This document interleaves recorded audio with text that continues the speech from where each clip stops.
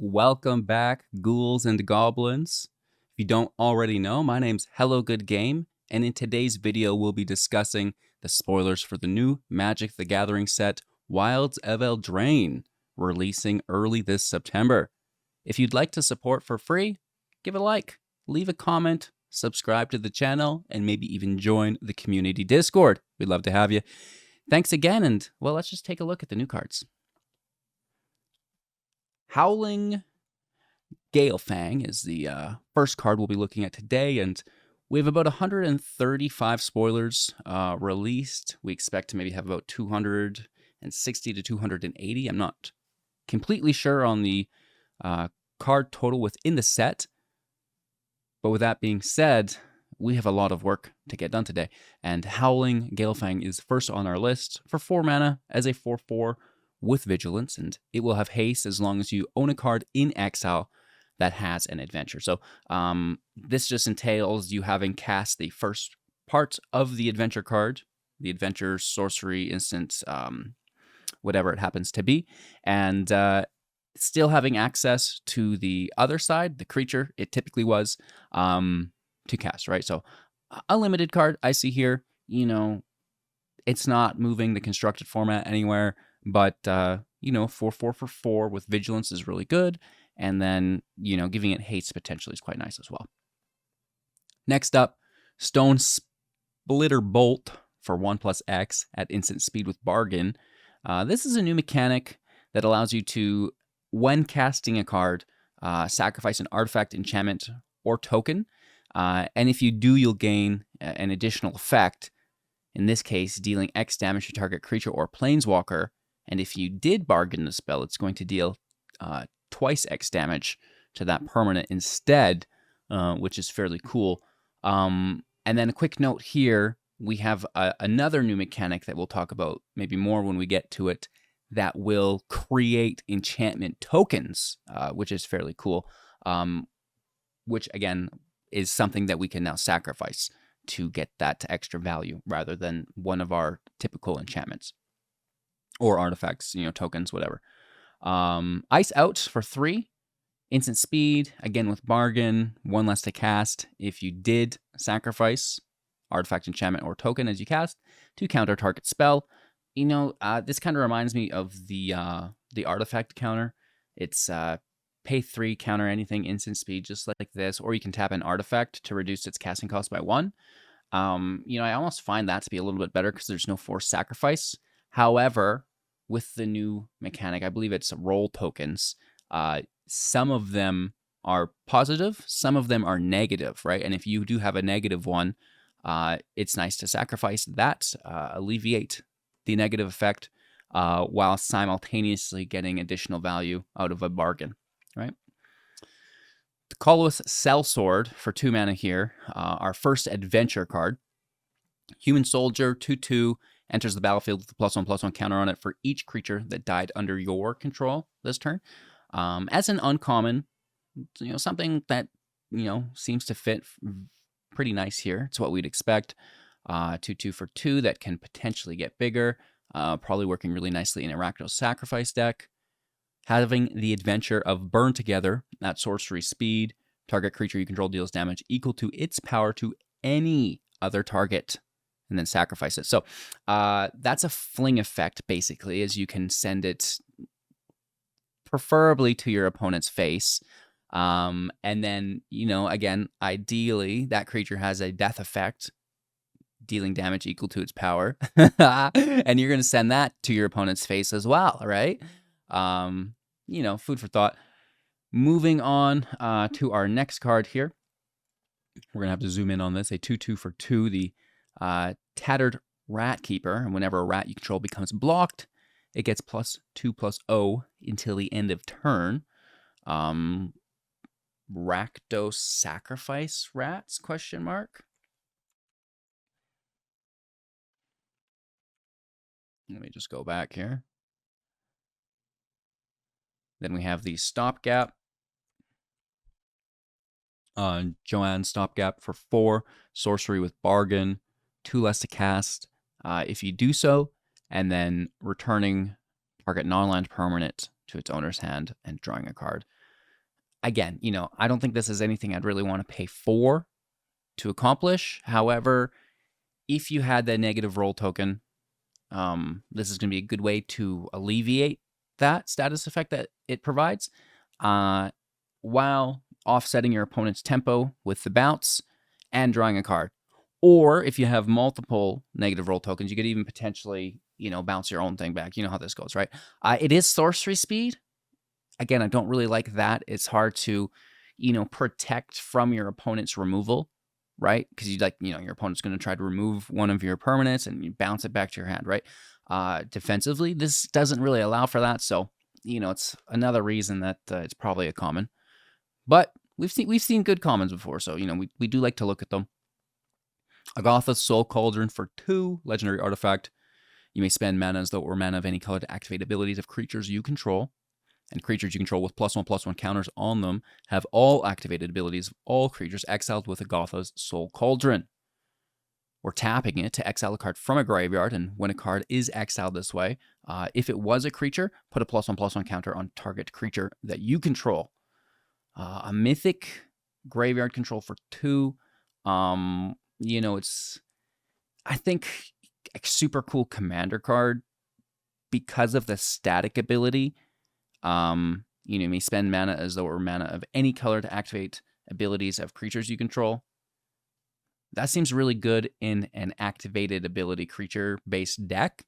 I'm not sure how much of that we're going to have in at least Standard, maybe a little bit more so in Explorer, right?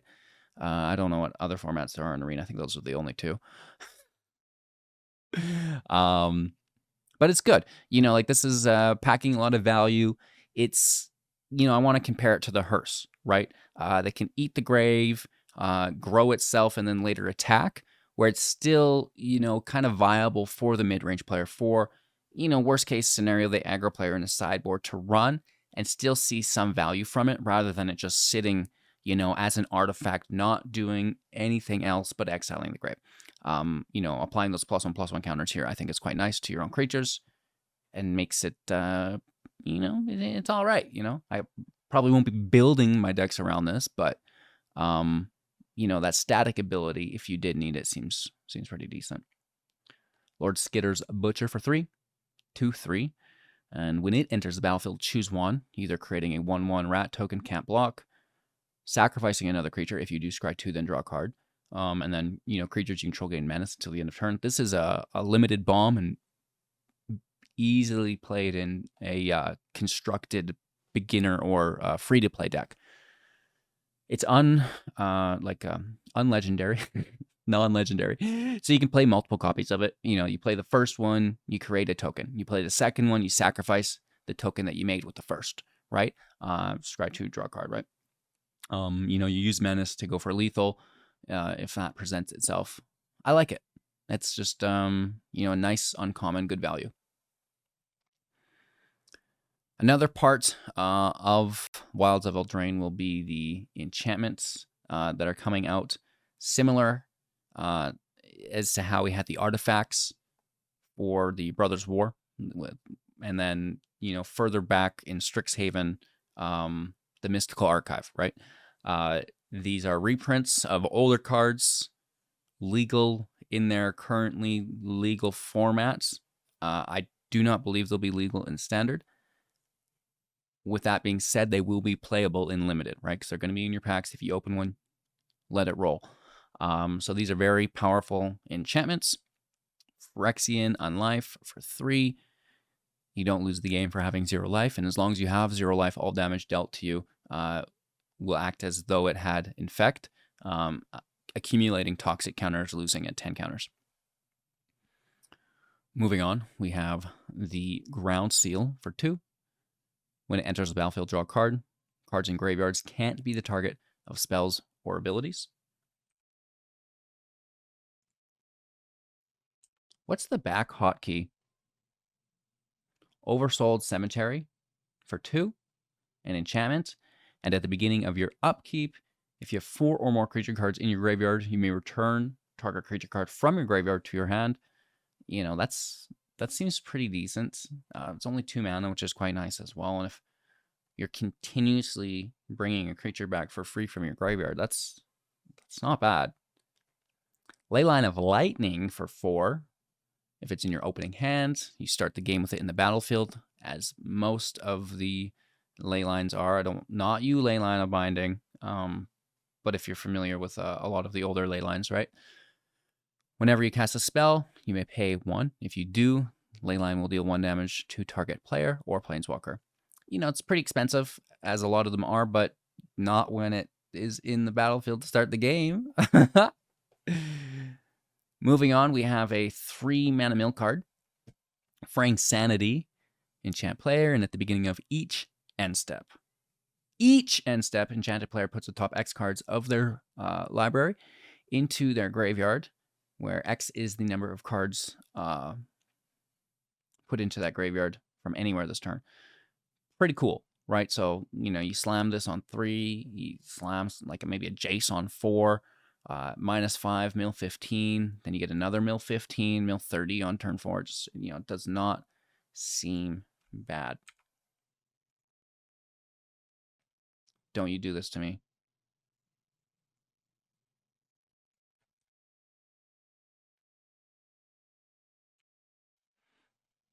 Moving on, we'll have the Intruder Alarm for 3. Creatures don't untap during their controller's untap steps, and whenever a creature comes into play, untap all creatures. I see this is a really nice card in the combo deck. Those creatures that add mana when they tap equal to their power. And people are just like powering these creatures up and tapping them and then untapping them, and this just goes perfectly with that, right?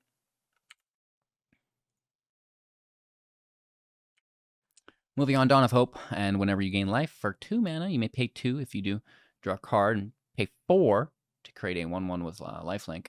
I believe this was like an Ixalan card, right?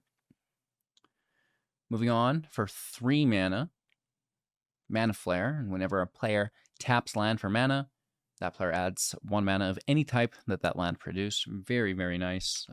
Basically doubling your mana base. Seems bannable. Moving on, we have the Intangible Virtue. For 2 mana, creature tokens you control get +1/+1 and have Vigilance. Not too shabby. The Hardened Scales for 1, an enchantment. For 1 or more +1/+1 counters will be put on a creature you control. Put that many +1/+1 counters on it instead, plus an additional 1 or whatever, right? Moving on, for 3, Repercussion. Whenever a creature is dealt damage, deal that much damage to that creature's controller. Pretty goofy. Very, very nice.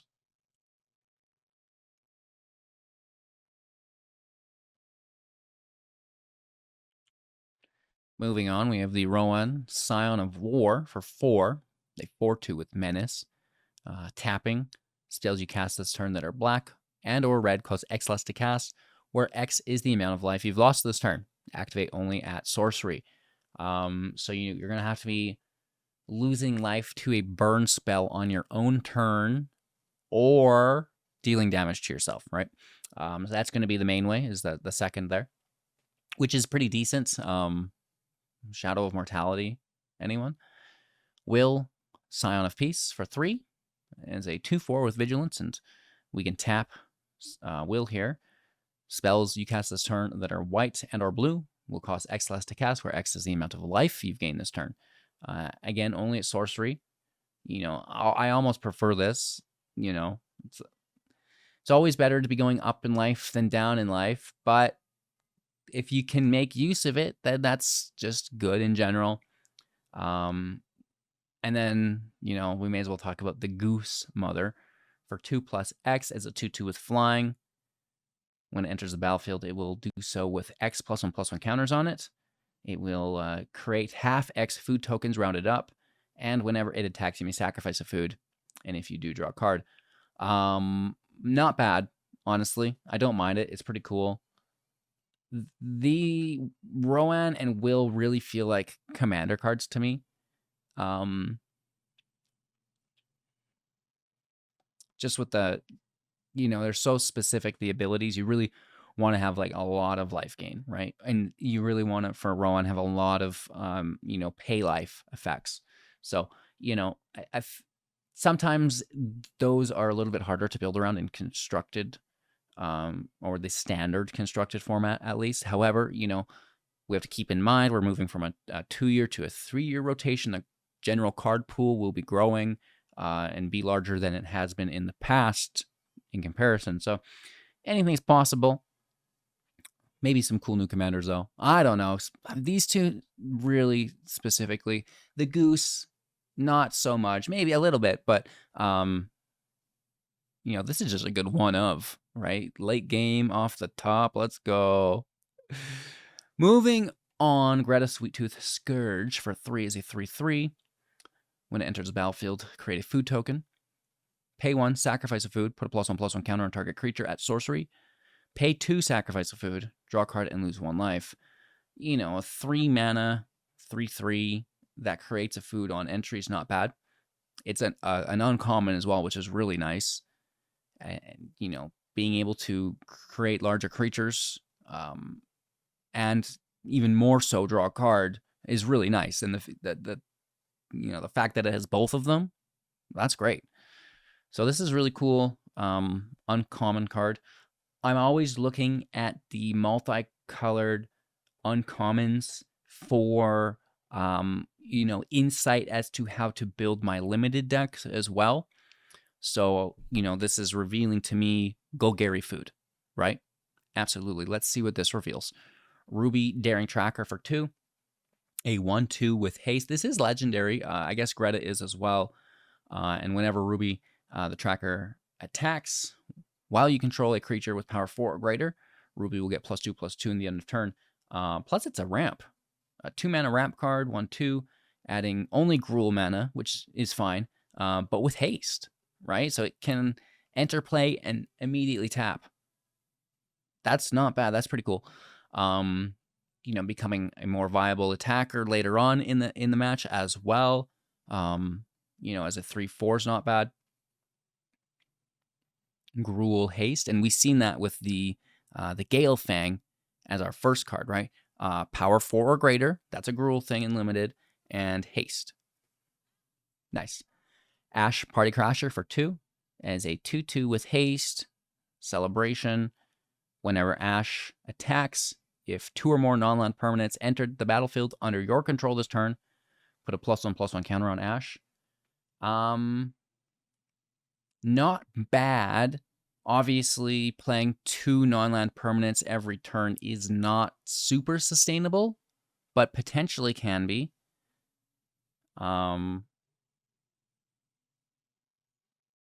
2/2 with haste, though. That's pretty decent. That can get bigger every turn. 3/3, 4/4. That's still pretty good because it only costs 2 mana. I'm just so distracted by the art on Greta. Can we take a look at this just one more time? Why is she so much better than these ones? Like, this is leaps and bounds better than the other art. Look at it. It's just so good. Even the gummy worm, Damn, bro. I like it. Without getting distracted too much. Charade of Numbing Depths for 4. 2/3. Uncommon. When it enters the battlefield, tap target creature an opponent controls, then put a stun counter on it. Whenever you tap 1 or more untapped creatures your opponents control, draw a card, triggering only once each turn. That's pretty cool. The fact that we have an uncommon draw engine is great. Azorius, tap your stuff. We've seen stun counters in the past. That's very good. Twisted Fealty for 3. Sorcery, gaining control of target creature until the end of turn, untapping that creature. It gains haste until the end of turn. Create a Wicked Roll token attached to up to 1 target creature. So we're looking at our first roll token. So if you control another roll token, if you control another roll on it, you may put that one into the graveyard, and then the enchanted creature will get the new roll token, which is +1/+1. And when this aura is put into the graveyard, each opponent loses 1 life, right? So as one aura is equipped, the previous one, if equipped, will go to the graveyard. Not all there's wicked roll tokens, there's like luck roll, I don't know, there's a bunch of different roll tokens. Some of them are positive effects, some of them are negative effects. So you can re-equip your own creatures with a positive effect to get rid of one that is of negative origin your opponent may have put there, right? As well as using the new bargaining mechanic to sacrifice it, right? Cool beans. Now that we're all on the same page, we can just blaze through these cards. The Embereth Veteran for 1, 2/1, Human Knight, pay 1, sacrifice it to create a Young Hero roll token, right? So we see there's multiple kinds of obscure roll tokens here. And then again, if you control another roll, send it to the grave, and the new one will be whenever this creature attacks, if its toughness is 3 or less, put a +1/+1 counter on it. So that's a positive roll token. We like that. The Root Rider Fawn for 2, Satyr Scout 1/3, tapping for a green source to our pool, paying 1, tapping to add mana of any color. You know, it's so much less value than an Armored Scrap Gorger, right? In comparison. Return from Wilds for 3 sorcery, choosing 2 of the 3, searching your library for a basic land card, putting it into the battlefield tapped and shuffled. That is good. Lands into battle are always great. And then furthermore, we get to choose another one of these 2 because we'll always be choosing that one, unless we already have 15 land. Then we'll choose the other 2. Creating a 1/1 token and creating a food token. Beautiful. That's really good. That's a card. Return from Wilds. Add that to your top 10 list, chat. The Beanstalk Worm for 5 is a 4/5 with reach. This is a limited god. Loving the art. Plant Beans for 2 at sorcery speed. And you may play an additional land this turn. That's not bad either. That's pretty good. The Beanstalk Giant allows you to play an additional land on the sorcery speed. This is not an XX equal to the lands you control, though. Still pretty cool. Not bad. It might be playable in Constructed just because of this Plant Beans. I don't know. Maybe. Not as good as the Beanstalk Giant, but it's there. At least it's something, Mac. All right, we have a land entering tapped. Oh, my gosh. Choosing a color and then tapping for the chosen color, paying 3, sacrificing it, returning an adventure card from your graveyard to your hand.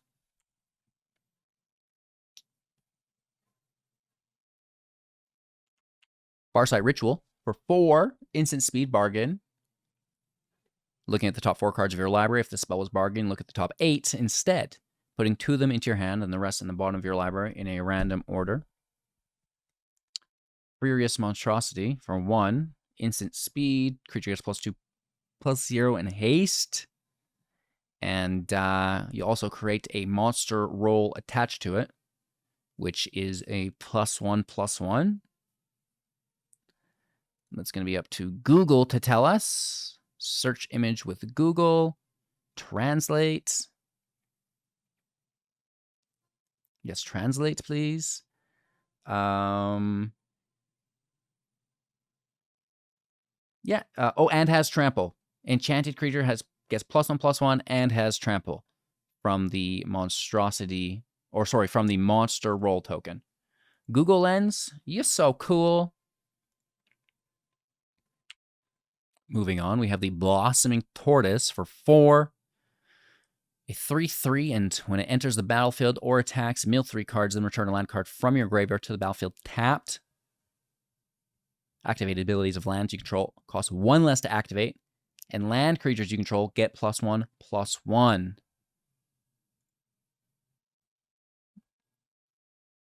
So Awaken the Woods gets a little bit better, right? That's not bad. And activated land abilities. So we see within the set, we have not seen one yet, and some already exist, is the creature lands, right? That you're paying X mana to turn it into a creature, or to get some additional value from it, right?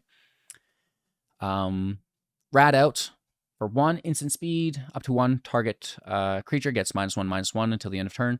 You create a 1/1 black rat creature token, and all the rat tokens can't block in the set. It's going to be a common thing. The Rat Catcher Trainee for 2, 2/1. As long as it's your turn, it will have first strike. And An instant adventure attached to it. Pest Problem for 3. Create 2/1/1 rat tokens. All right. The Warehouse Tabby for 1. Whenever an enchantment you control is put into the graveyard from the battlefield, create a 1/1 rat creature token. That's very good because, we're creating these role tokens, which are enchantments, and then we're sending them to the graveyard. Creating rats, doing something with that. We can also pay 2 to give it Death Touch until the end of turn, allowing it to act as quasi-removal on the defense, right? Because, your opponent doesn't want to attack in with their cool creature unless it has first strike. Sometimes these things happen. But just being able to sit there and threaten, removing their creature, that's pretty good. Sky Beast Tracker for 4. This is a common card, by the way, the cat. A 2/4 with reach. Whenever you cast a spell with mana value 5 or greater, create a food token. I mean, how many times are you casting a spell with mana value 5 or greater? That's aggressive. A 2/4 with reach, though, is acceptable and limited. That's scooping up the birds all day. Frolicking Familiar for 3 as a 2/2 with flying. An example of one bird you'd be scooping up. This is an otter, of course, but whenever you cast an instant or sorcery spell, the Familiar gets +1/+1 until the end of turn. Ooh, be careful. Be careful, Mr. Sky Beast Tracker. We might power up. We do have an instant speed adventure attached. Blow off steam, dealing 1 damage to any target. I like it. That very nice uncommon. Beautiful. Evolving Wilds. I think we all know this card by now. Sweet Tooth Witch for 3. When it enters the battlefield, create a food token. Pay 2, sacrifice a food. Target player loses 2 life. That's a repeatable, non-tapped ability. Right? We see the tap ability here. This is just dump your mana, sack that food, kill that player. 3 mana common. Cursed Courtier for 3. 3/3 lifelink. Enters the battlefield, create a cursed roll token attached to it. Enchanted creature is a 1/1. Ouch. So this token auto-attaches to the creature as a negative effect, making it a 1/1 with lifelink instead of a 3/3. So this is a really cool card to play with some bargain spells. Sacrifice that cursed roll token, gain additional value from your spell, and now you've got a 3/3 with lifelink. Cool beans. The Huntsman's Redemption for 3. As it enters, create a 3/3 beast token. On your next draw step, you may sacrifice a creature. If you do, search your library for a creature, a basic land, reveal it, creature or basic land, reveal it, put it into your hand, then shuffle. And then on the following draw step after that, up to 2 target creatures each get +2/+2 and gain trample until the end of turn. Very nice. Keep in mind you can proliferate these roll counters. You can, I believe, now remove them as well, which is always pretty decent. Not bad. Not game ending. It's just good value, right? It's like, you get for 3 mana, you're getting a 3/3. You get to have a sacrifice effect, which you probably want when target creature dies, do something. Plus, now you're getting to find a Shieldred from your deck if it's not already in your hand to play on the next turn. And then, furthermore, you can buff up the creatures and get a little additional value if you want it, right? So, not bad. Break the Spell for 1, instant speed, destroy target enchantment. If a permanent you controlled or a token was destroyed this way, draw a card. This is a great way, I guess, to destroy negative roll tokens of your own while simultaneously being able to dunk on your opponent, right? Because, maybe they don't have enchantments and you utilize it within your own deck, but maybe they do, right? Maybe they play the Hollow Taunting or a Huntsman Redemption. I don't know. Whatever it happens to be, you get them. Leyline Binding would be a good one to take. An Ossification, right? They exist. And then, 1 mana instant speed. That's sick. Troublemaker Orf. Oaf? Troublemaker Oaf? Yeah, that must be it. 2 mana, 2/2 with Bargain. And as it enters the battlefield, if it was Bargain, exile target artifact or enchantment an opponent controls. That's a good card as well. Very, very nice, this one. So I'm seeing some green and white roll token shenanigans, roll token bargain, Selesnya. Restless Cottage as a rare land, entering the battlefield tapped, adding Golgari colors, paying 4, becoming a 4/4. It's still a land. And whenever it attacks, create a food token and exile 1 card from a graveyard. Ooh. Ooh. That's a thing. Virtue of Knowledge for 5 as an enchantment. If a permanent entering the battlefield causes a triggered ability of a permanent you control to trigger, it's going to trigger an additional time. Mother of Machines, is that you? Instant speed attached to it. Vantress Visions for 2 mana. Copy target activated or triggered ability you control, and you may choose new targets for the copy. Knight of Doves, 3 mana, 1/3 uncommon. Whenever an enchantment you control is put into the graveyard from the battlefield, create a 1/1 bird creature token with flying. So I'm seeing some Orzhov sack your own enchantments, right? Or maybe even, dare I say, a 3-color Abzan version. Man, you crazy. Besotted Knight. 4 mana, 3/3. Betroth the Beast for 1. Sorcery speed, creating a royal roll token. Enchanted creature gets +1/+1 and has ward 1. That's pretty decent. We don't mind this. Lich Knight's Conquest for 5. Sorcery. Sacrifice any number of artifacts, enchantments, and or tokens, returning that many creature cards from your graveyard to the battlefield. Oh, wow. Oh, wow. Golgari Self-Mill. Old Rutstein? Did you just get a nice card?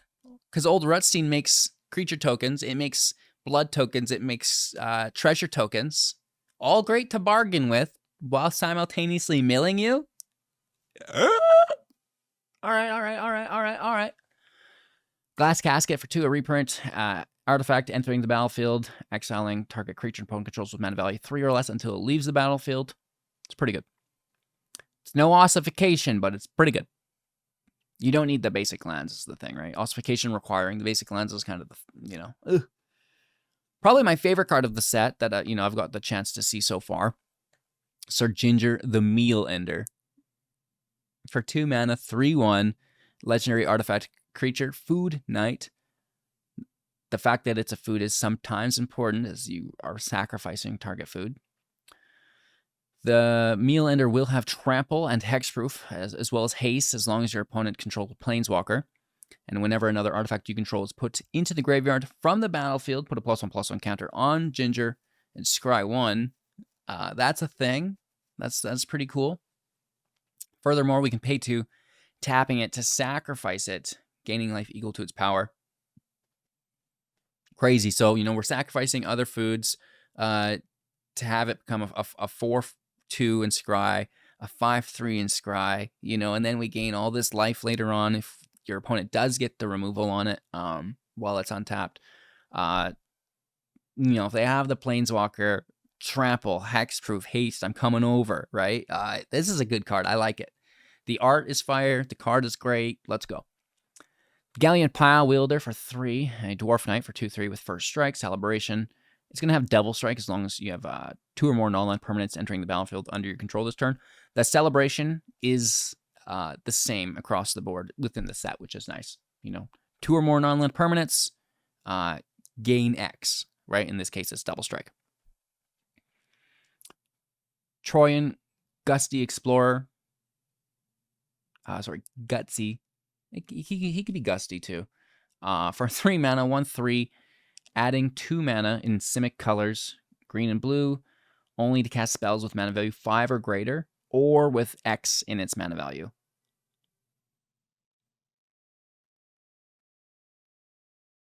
I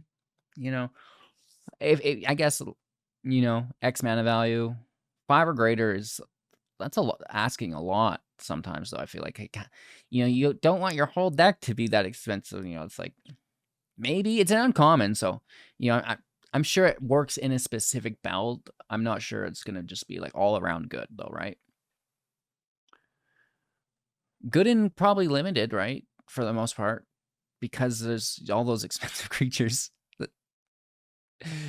The Grim Search for 3 instant speed bargain. If it was bargain, look at the top 4 of your library, put 2 of them back on top of your library and the rest into your graveyard.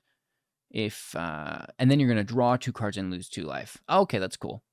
All right, so blindly for 3 mana, draw 2 cards, lose 2 life. Or if you're bargaining, you're going to get to look at the top 4, choose which 2 cards you'll be drawing, and put the other 2 in the grave. Fawn's Bane Troll for 4/4/4. As it enters the battlefield, create a monster roll token attached to it. Enchanted creature gets +1/+1 and has trample. So this is a 4 mana 5/5 with trample. All right. Paying 1, sacrificing an aura attached to it, which would be the enchantment +1/+1 trample. And it's going to fight target creature you don't control. And if it would die, exile it instead at sorcery speed. So, the fact that it now even comes with removal, like that's so good. That's so good. Joanne, Apprentice Sorcerer for 4/2/5. You may look at the top card of your library anytime. And once per turn, you may cast an instant or sorcery from the top of your library. Mediocre. It's an uncommon, but Spellslinger's going to spell sling. The Living Lectern for 2/0/4. Pay 1, sacrifice it, draw a card, create a sorcerer roll token attached to one other target creature you control at sorcery speed. Enchanted creature gets +1/+1, and whenever this creature attacks, scry 1. Conceited Witch for 3 mana, 2/3 with menace, with Price of Beauty attached at sorcery speed for 1 as the adventure. Create a Wicked Roll token attached to this target creature you control. Beautiful. Neva, Stalked by Nightmares for 4. 2/2 with menace. Entering the battlefield, returning target creature or enchantment card from your graveyard to your hand. Acceptable. And whenever an enchantment you control is put into the graveyard from the battlefield, put a +1/+1 counter, and then scry 1. We mentioned the Orzhov sacrifice enchantment build. And this is it. This is the one, right? Totentan's Swarm Piper for 3. 2/3. Whenever Totentan's Swarm Piper or another non-token creature you control dies, create a 1/1 black rat creature token. This creature can't block. And pay 2. Target attacking rat you control gains Death Touch until the end of turn. That's very good. That means they don't want to block those rats. They're going to let them through, because who wants to lose your cool creature to a 1/1 rat? Just take the damage. But now they're taking the damage. They're taking the damage, and they're dead. We got him, homie. That's pretty cool. That's all right. So, Rakdos Rat Sacrifice. Anyone? Sir Arment the Redeemer. 5 mana, 4/4. As it enters the battlefield, create a monster roll token, +1/+1 trample. Enchanted creatures you control also will receive +1/+1. That's pretty cool. 5 mana is expensive, but whatever. Abira Dreaming Duelist for 2/2/2 with flash and flying. Whenever another fairy enters the battlefield under your control, each opponent's going to lose 1 life. I mean, flash, flying, 2/2. Drain them. That's acceptable. That's acceptable. Right. I'll allow it. Kellen, the Fey-Blooded for 3, 2/2, double strike. Other creatures you control get +1/+1 for each aura and equipment attached to Kellen. Furthermore, at sorcerer speed, as the adventure, Birthright Boon for 2. Search your library for an aura or equipment card, reveal it, put it into your hand, then shuffle. That's pretty good. Just searching your library. That's great. And then, it's a 2/2 with double strike that gets larger, right? So this is a thing. Nice. Elvish Archivist for 2/0/1. Whenever one or more artifacts enters the battlefield under your control, put 2 +1/+1 counters on it once each turn. Wow, so flash artifacts, because you get 2 counters on your turn. Now you're getting 2 counters on their turn. This goes to 2/3 to 4/5 for 2 mana. And whenever one or more enchantments enter the battlefield under your control, draw a card. Plus, it's a draw engine. Get out of here. triggering only once each turn as well.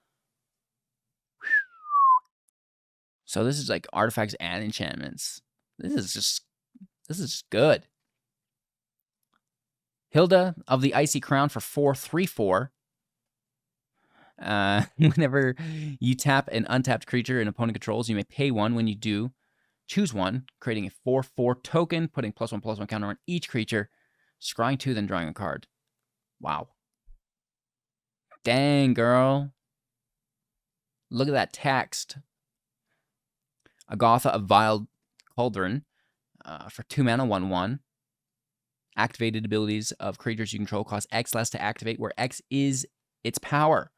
This effect cannot reduce by less than 1.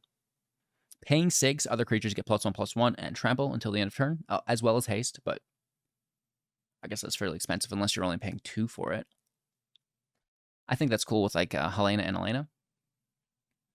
Arietta of Charmed Apple for 3/2/4. Each creature that is enchanted by an aura you control can't attack you or a planeswalker that you control. Oh, sure. Absolutely. At the beginning of your end step, each opponent loses X life and you gain X life, where X is the number of auras you control. That is so good. That's groovy, bro. Realm Scorcher, Hellkite for 6 as a 4/6 with Bargain, Flying, and Haste, and will enter the battlefield if it's bargained, adding 4 mana of any color combination to your colors. That's a nice mail-in rebate. At that point, you're getting a 4/6 for 2 with Haste and Flying. And it has a mana sink, dealing 1 damage to any target for 2. We're going to hear people say this isn't good, but I don't know. It seems all right to me. Now we've got some Scuffed spoilers for you. Unofficial, but we out here, homie. Archon of the Wild Rose for 4/4/4 with Flying. Other creatures you control that are enchanted by auras you control have a base power and toughness of 4/4 and Flying. That is doggone goofy. That's going to be a thing. At least there's no award on it. I could really see something like this having a ward. Virtue of Loyalty for 5 as an enchantment. At the beginning of your end step, put a +1/+1 counter on each creature you control. Untap those creatures. Nice. Furthermore, there is an instant speed adventure for 2. Arndale Fealty, creating a 2/2 night creature token with vigilance. I'll allow it. It's instant speed, right? So that's pretty cool. Nice little 2/2 blocker on your 1/2 attack. Ingenious Prodigy for X+1. Human Wizard with Skulk. This creature can't be blocked by creatures with greater power. And it will enter the battlefield with X +1/+1 counters on it as a 0/1. At the beginning of your upkeep, the Ingenious Prodigy has, if it has 1 or more +1/+1 counters on it, you may remove a +1/+1 counter on it. If you do, draw a card. Nice camera quality, dude. Spectre of Mortality for 5. And you thought that my quality was bad. It's a 3/3. What do you mean? This is your quality, bro. 3/3 with Flying. When it enters the battlefield, you may exile 1 or more creature cards from your graveyard. When you do, each other creature gets -X until the end of turn, where X is the number of cards exiled this way. Each other creature? Yes. Wow. Okay, so that's a thing. That's a 5 mana field wipe. Wow, and this goes great in our Golgari deck.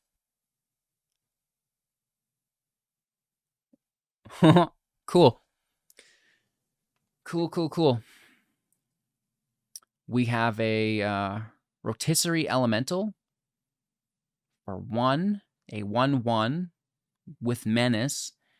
When it deals combat damage to a player, put a Skewer counter on it, and then you may sacrifice it. If you do, exile the top X cards of your library, where X is the number of counters, Skewer counters on it. And you may play those cards this turn. Huh. I mean, it's not bad. It's a 1/1 for 1 with Menace. It's an elemental, so it's a tribal card that can draw you cards. I mean, that's not bad. It's a specific card for a specific deck, but we love our elementals. Where did we... Zendikar was the element? Yeah. Bramble Familiar for 2 is a 2/2, tapping to add a green to our pool.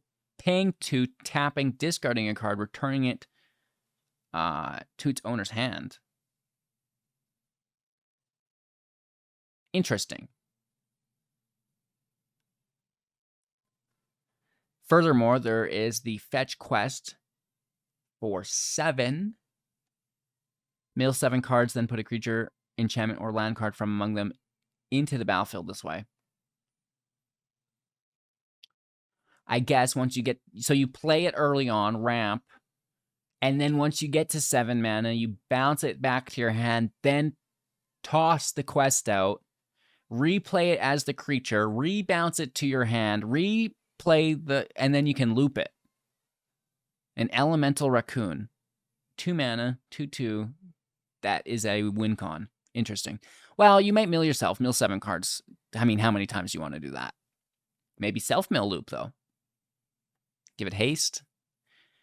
Around and around we go. I don't know. We'll see. Likeness Looter for 2, 1/1. Flying. Draw a card, discard a card. Pay X. It becomes a copy of target creature in your graveyard with mana value X, except it has flying at sorcery speed. Interesting. At least it does not also have flash. Pretty cool, though. And it's a fairy. Keep in mind. Yenna Redtooth Regent for 4/4/4. Pay 2, tap it. Choose target enchantment you control that doesn't have the same name as another permanent you control. Create a token that's a copy of it, except it is not a legendary. Uh-oh. If the token is an aura, untap it, and the creature that is here, and scry 2 at sorcery speed. Wowzers.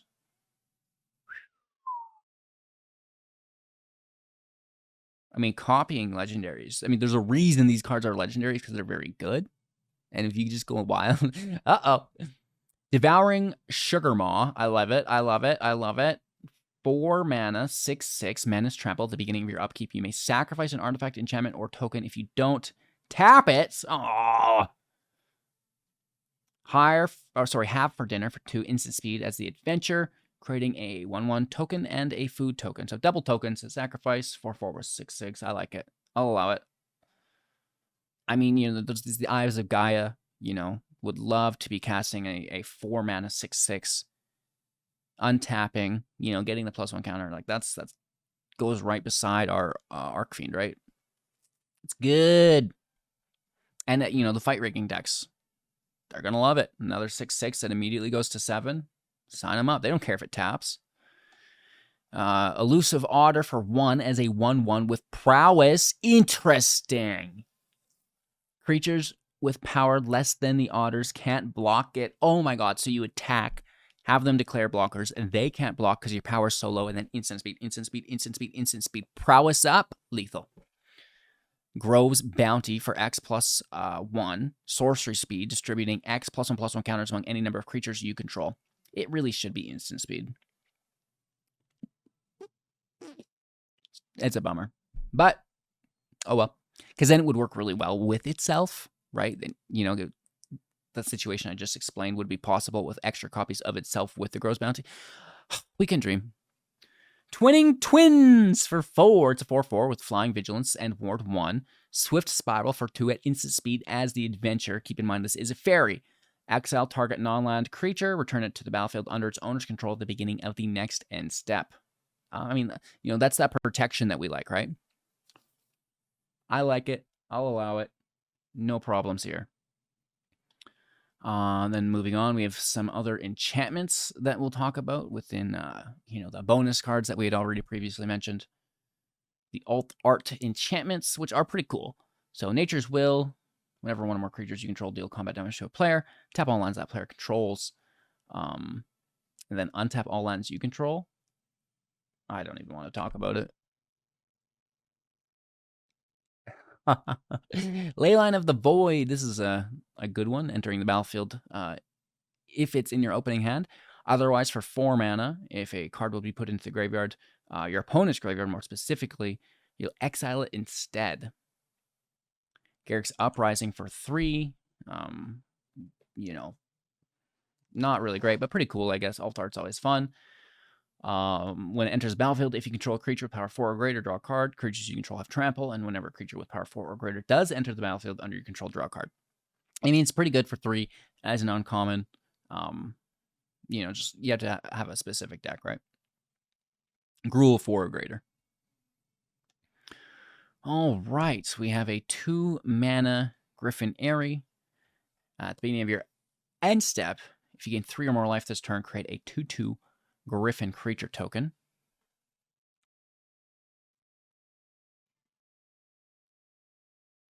Oppression for 3. Whenever a player casts a spell, that player discards a card. That's really good. That's really good. Turn 3 Oppression, turn 4 Shielded. Grave Pack for 5. Whenever a creature you control dies, each other player sacrifices a creature. I mean, that's great in, you know, the Black Devotion deck, right? Sneak Attack for 4. And Enchantment, and whenever you put a creature card from your hand into the battlefield, that creature will gain haste. Furthermore, we can sacrifice the creature at the beginning of the next end step. You know, I'm sure no one's complaining for, you know, 1 mana at Draxa, right? So, you know, there's just certain things that I guess you can get away with. Fiery Emancipation for 6, dealing triple damage, which is always a lot of fun.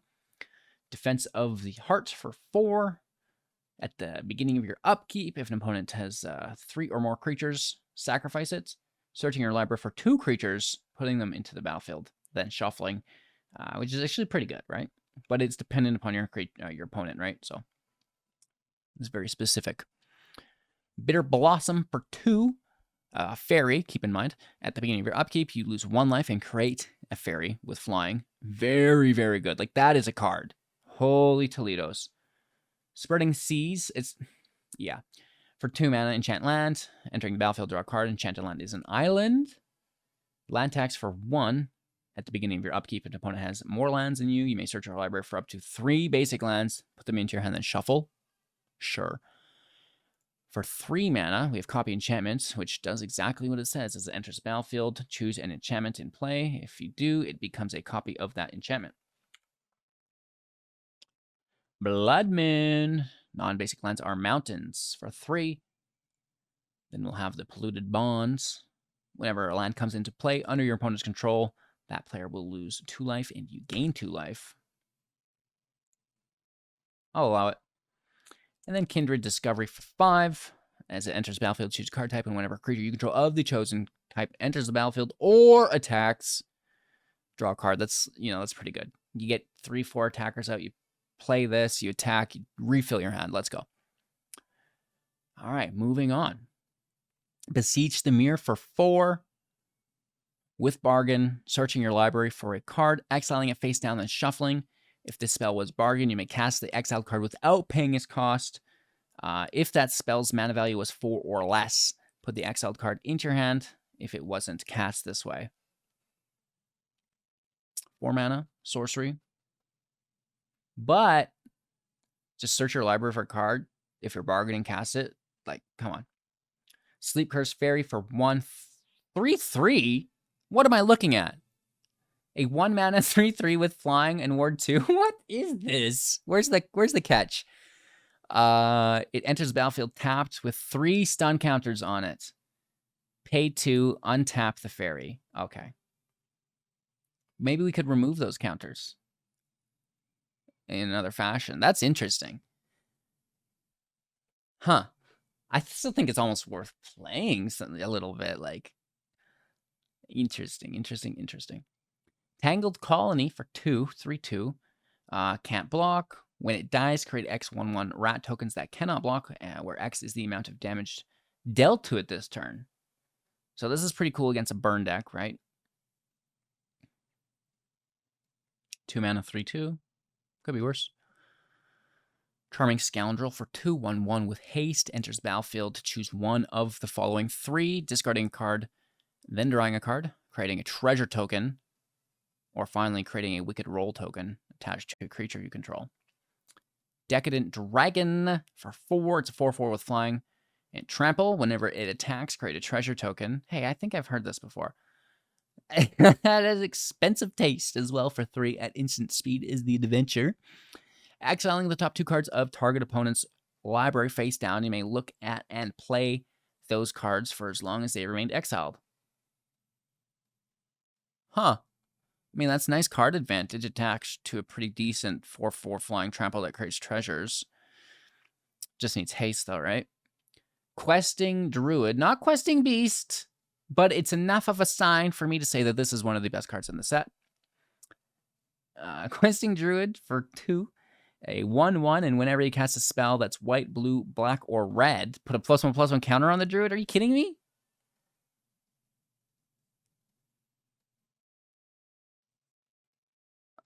Seek the Beast for 2, instant speed, exiling the top 2 cards of your library. Until the end of your next end step, you may play those cards. What in the heck? It's a good card, bro. See, sometimes you just need the name. The Apprentice's Folly for 4. The first 2 triggers will be the same. Choose target non-token creature you control that doesn't have the same name as a token you control. Create a token that's a copy of it, except it isn't legendary. We love that clause line. And it's going to be a reflection in addition to its other types and have haste. Beautiful. And then sacrifice all reflections you control. Womp, womp, womp. Dang it, Randy. Maybe we keep removing a counter, though. Keep removing, keep removing, keep removing. Never sacrifice a single reflection. Keep removing this lore counter, resetting it to turn 1, resetting it to turn 1. Yes. The Lord Skitter Sewer King for 3/3. Whenever another rat enters the battlefield under your control, exile up to 1 target card from an opponent's graveyard. At the beginning of combat on your turn, create a 1/1 rat creature token with this creature can't block. You know, the craziest thing, there is so many rats here, and I made a mono black rat deck the other day. I haven't showcased it, but it's been working. It's a little cheesy. But it's good, you know, it's like working, and I'm seeing all these new rats coming in with the new set. Yeah, okay. It's a little cheesy. HGG, come on, bro. You trying to get me to subscribe or something? Balloona, Grand Skull for 3. This is a 4/4 with trample. Permanent spells you cast that have an adventure cost 1 less to cast. Well, it's no ring. Was it a ring? What was it? Not the Innkeeper. What was that card that doubled the adventures? I forget. It's not that cheap, though. This is a little bit more expensive. But you get a creature. And it's a 4/4 with trample, which is pretty cool for 3 mana. We have Seek Thrills at instant speed for 5 as the adventure to mill 7 cards, then putting all cards that have adventure from among the milled cards into your hand. 1 Adventure Lord coming up. And this is cool. You know, Adventure was a new mechanic, and now you can maybe start to consider building around it. In the future, I'm not sure we're going to have enough yet, but maybe because, you know, commander cards, there's new commander cards for the set released. This could be a cool commander for, like, opening up Adventure, you know, within Temur colors, which are the colors you want. Maybe black, but whatever. The Realm Scorcher Hellkite, 4/6. We already talked about this. Food Fight for 2. Artifacts you control have pay to sacrifice it. Deal damage to any target equal to 1 plus the number of permanents named Food Fight that you control. Interesting. A little awkward, but... Fairy Dream Thief for 1. It's a 1/1 with flying, and it will enter the battlefield and surveil 1. Paying 3. Exiling it from your graveyard to draw a card and lose 1 life. That's good. You're taking this every time. Exile it from your graveyard, draw 1 card, lose life, and as it enters the battlefield, you get to surveil 1, plus it's a flyer? Like, what the? I'll allow it. Feral Encounter for a double green at sorcery speed, exiling the top 5 cards of our library. You may exile a creature, looking at the top 5, and then you may exile a creature card from among them, put the rest on the bottom of your library in a random order. And you may cast the exile card this turn. At the beginning of your next combat phase this turn, Target creature you control deals damage equal to its power up to one target creature you don't control. Whoa. That is good.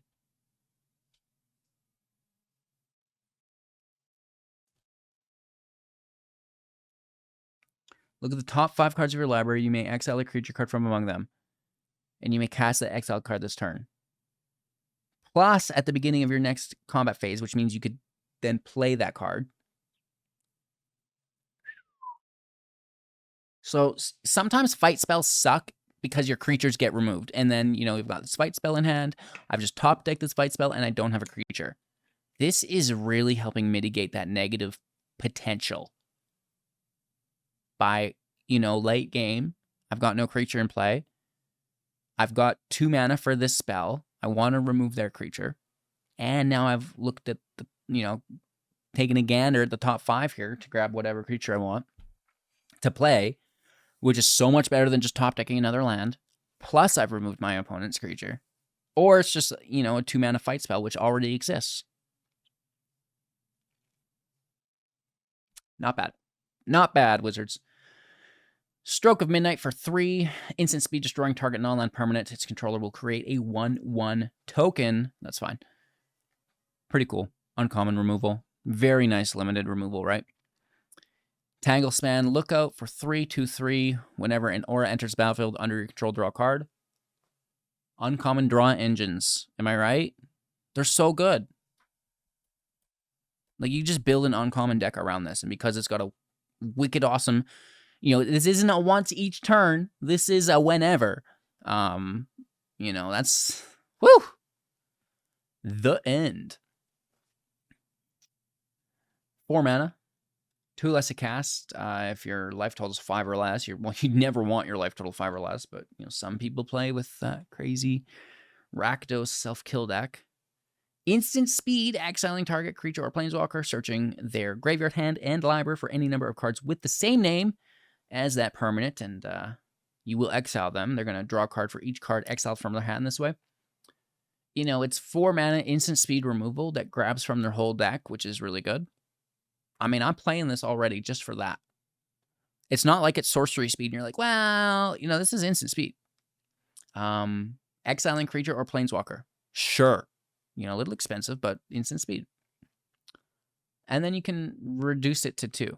Double black, 5 or less life, you're in a bind. Which you'll never be in a bind. But, you know, this eats their whole, you know, this is good. This solves a lot of problems. Spellbook Vendor for 2, a 2/2 with Vigilance. At the beginning of combat on your turn, you may pay 1. When you do, create a Sorcerer Roll token attached to creature you control.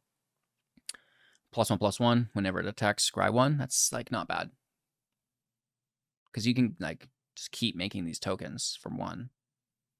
That's really good.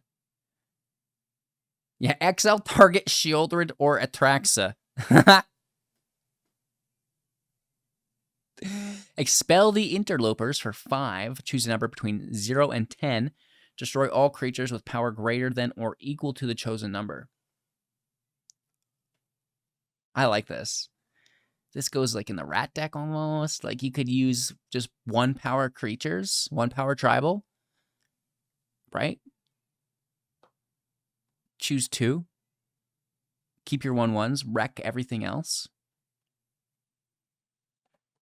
I don't know. That's potentially a one-sided field wipe if your deck is built correctly. I mean, you could do 2 power creatures and choose 3. That's probably still pretty good. Guff Triplets for 6, a 3/3 with Trample. As it enters battlefield, create a token that's a... Sorry, create 2 tokens that are a copy of it if it's not a token. So for 6 mana, you're getting 3 3/3s with Trample. And when it dies, put a number of counters on it equal to each creature you control named Gruff Triplets.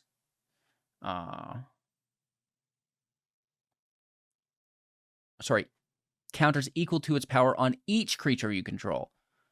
So as the first one dies, the second 2 become 6/6s. Sorry, I'm just trying to comprehend how broken this card is. 6 mana, At least it's expensive, but they're going to ramp into this. It's got trample. 3/3/3s. That's good field.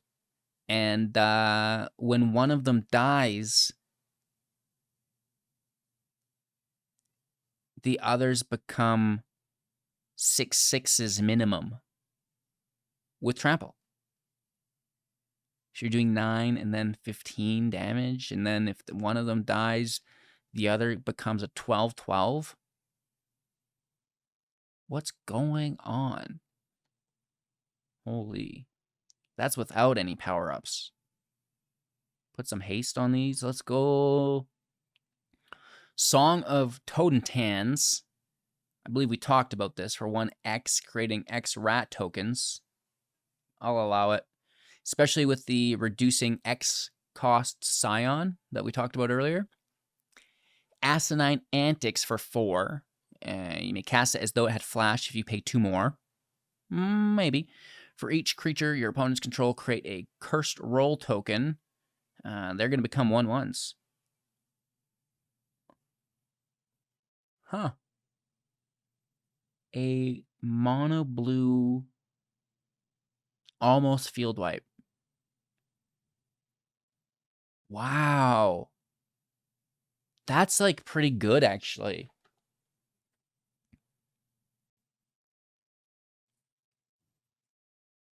I don't mind it. That seems pretty cool. The Spiteful Hexmate for 1, a 3/2. What? When it enters the battlefield, create a Curse Roll token attached to it. Okay, but that's fine. You know, we're talking about the Orzhov sacrifice enchantments, and this is a 3/2 for 1 that you can sacrifice an enchantment for the bargain, right? That's really good. Scalding Viper for 2, a 2-something. Whenever an opponent casts a spell. Yeah, I mean, I can't get it. Whenever an opponent casts a spell with mana value 3 or less, the Viper deals 1 damage to that player. Steam Clean for 2 at sorcery, returning non-land permanent to its owner's hand. It's too bad this isn't instant speed. That would be very good. Then we've got the lands. The lands will become creatures in this set. Dual colored, and then, each kind of a different creature with an ability. So for 3, it's going to become a 2/2. And then whenever it attacks, put a +1/+1 counter on target creature you control. So, it's a 2/2, can become a 3/3, can become a 4/4. Really, really good. 3 mana plus itself to come out, right? Very cool. The Spire, for 2 mana until the end of turn, it becomes a 2/1. And as long as it's your turn, this creature has first strike, which is great. And whenever it attacks, scry 1. So that's like really, really cool. The Vine Stalk, for 5, it becomes a 5/5 with trample. And whenever it attacks, up to 1 other target creature has base power and toughness of 3/3 until the end of turn. That's pretty cool too, right? You can trim their creature so yours gets through with the trample, or you can buff up another one of yours, right? So pretty decent. The Horn Locked Whale for 6. It's a 6/6 with Flash War 2 as it enters the battlefield tapped unless it's your turn. But, I mean, just no chump blocking here, or I don't even call it chump blocking, but no surprise blocker. Instant speed for 2, Lagoon Breach. The owner of target attacking creature you don't control puts it on the top or bottom of their library. I like, instant speed for 2. Nice, nice, nice. Raging Battle Mouse for 2. The second spell you cast each turn will cost 1 less to cast. All right. Celebration. 2 or more permanents entering the battlefield non-land, of course. Target creature you control gets +1/+1. My brain wanted to say each. I got really excited there for a second. But just target.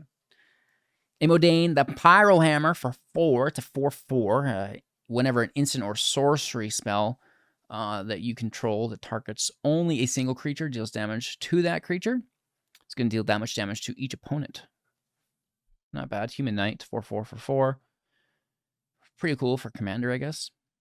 Each opponent, it's not really great when we only have 1. Sometimes it's still good enough, but Sentinel of Lost Lore for 3, a 3/4, and when it enters the battlefield, choose 1 or more, returning target card you own in exile that has an adventure to your hand. Decent. You get to recast the adventure then, right? Putting target card you don't own in exile that has an adventure on the bottom of its owner's library, just getting rid of theirs. or exiling their graveyard. Not bad. It's a knight as well, which I like. The Mosswood Dread Knight for 2, a 3/2 with trample. When it dies, you may cast a card from your graveyard as an adventure until the end of your next turn. That seems pretty good. Dread Whispers for 2, sorcery speed. You may draw a card and lose 1 life. Not bad either. I'll allow it. Hilda's Crown of Winter for 3, paying 1 tapping creature. Costs 1 less to activate during your turn. And then paying 3, sacrificing it, drawing a card for each tapped creature your opponents control.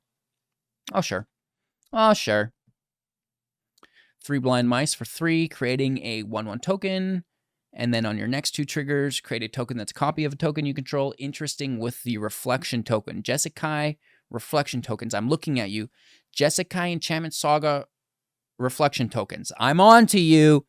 That's how we build decks, baby. Creatures you control get +1/+1, gain vigilance till the end of turn. Thunderous Debut for 8 mana. Oh my god, with bargain. Looking at the top 20 cards of your library. Stop it. You still probably don't find what I need. All lands. Whiff. You may reveal up to 2 creatures from among them. If the spell was bargained, put them into the battlefield. Otherwise, into your hand, then shuffle. Heartflame Duelist for 2, a 3/1. Pardon me. Instant sorceries you have that you control or cast, I suppose, will have lifelink. All your burn damage now gains you life. This is pretty cool. Plus, it's a nice 3/1 attacker. 3 mana instant speed adventure. Heartflame Sash will deal 3 damage to any target. That is good. So it turns itself on. We love to see it. That is beautiful. Wowzers.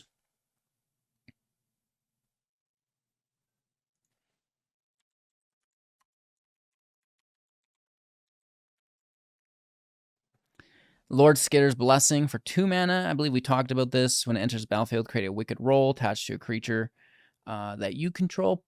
+1/+1. And whenever it's put into the graveyard, opponent's going to lose life. And whenever at the beginning of your end step, if you control an enchantment, you're going to lose 1 life and draw a card. Which is great. So this is very good. Sorry. Focus, HGG. Torch the Tower for 1.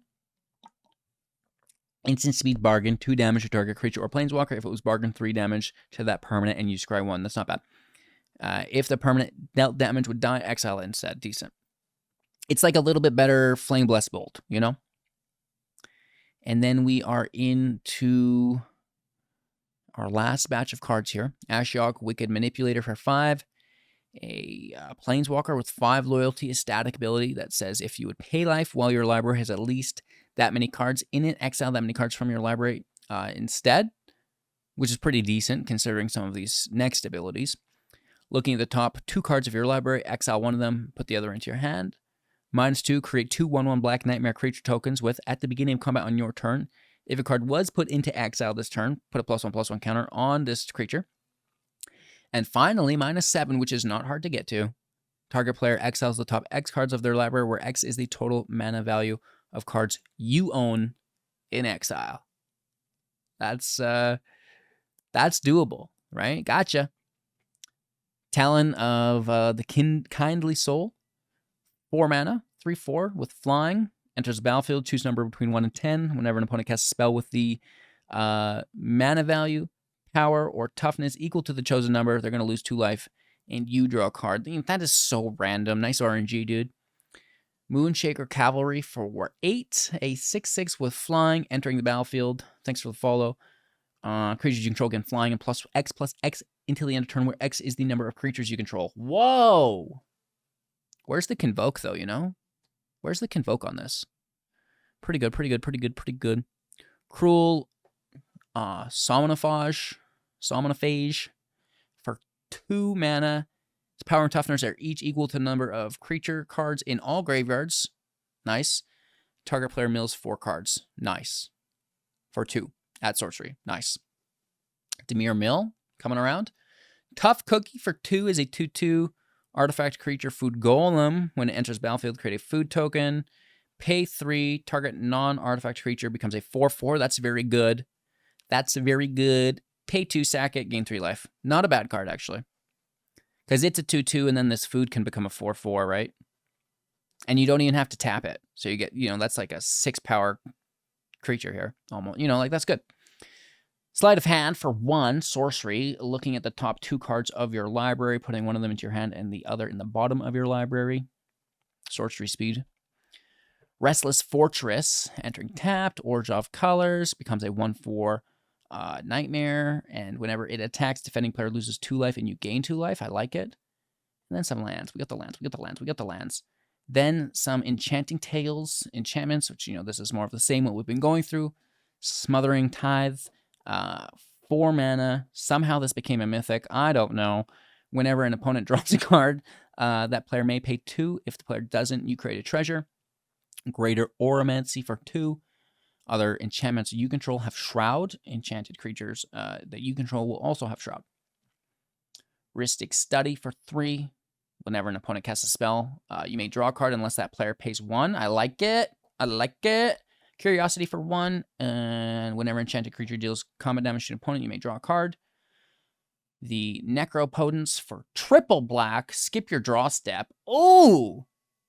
Whenever you discard a card, exile that card from your graveyard and pay 1 life. Exile the top card of your library face down. Put that card into your hand at the beginning of your next end step. What? Interesting. I mean, technically, you could have multiple draw steps. The Aggravated Assault for 3 as an enchantment, paying 5. Untapping all creatures you control. If it's a main phase, there's an additional combat phase followed by an additional main phase. Interesting. Activate only at sorcery. That's pretty cool. Doubling Season for 5. If an effect would create 1 or more tokens under your control, it creates twice that many tokens instead. If an effect would put 1 or more counters on a permanent you control, it puts twice that many counters on that permanent instead. Did we already have this in Arena, or is this new? Maybe this is the card I was thinking of earlier when looking at Hardened Scales. Prismatic Omen for 2. Lands you control are every basic type in addition to its other types. Right? Very cool. And then we're into the commanders. So, wow, we did it. We did it. We looked at all of the new cards coming out, and it only took us 1 hour and 20 minutes. Hey, that's not too shabby. That's pretty good. So we don't mind that. Thank you for watching. Make sure to like, comment, subscribe, become a YouTube member. Eldraine comes out on the 5th. And we should have an early access event before then. Looking forward to theory crafting as more spoilers come out. I think there's like 130 to 150 cards that we're still waiting on. So a lot is still to be revealed. And, so far, seeing some cool cards. Haven't seen a Great Henge. Haven't seen an Embercleave. Haven't seen an Oko. Haven't seen a Kenrith. We're looking, though. We got our eyes open. Some stuff seems pretty cool. Those other enchantments helping us build towards Pioneer is really cool as well. There's a pre-ban list. I think some of them are banned and limited, maybe. Or maybe also in Explorer as we build to Pioneer. But, we're taking steps in the right direction, which is nice. And I'm super excited, right? So the rotation from standard to 2 to 3 years, I think is going to be healthy. I know a lot of people were like, oh, no, we got to get rid of these cards I hate right now. But, I think a lot of them are going to fall off, and we're going to have new ways to deal with the ones that don't. And at the end of the day, more cards to build around is decent, right? Like, our older formats are getting bigger, right? Historic used to be 16 sets or something, right? So, as they become 30 and 40 set formats, I honestly don't mind the increased card pool within Standard as well. We've deviated a little bit from today's outro, but just to touch on that, as it is a big part of the the year coming up with the new start of Standard and what would have been rotation, right? So, if you have any questions about anything, don't hesitate. If I don't get back to you in the comments, sometimes I don't see it. I try to look, but hit me up in the Discord. You can send me a direct message right in Discord. Myself, the community, we're always happy to help. Have a magical day. Thanks for watching. Like, comment, subscribe, become a member, and we'll see you in the next, right? Take care.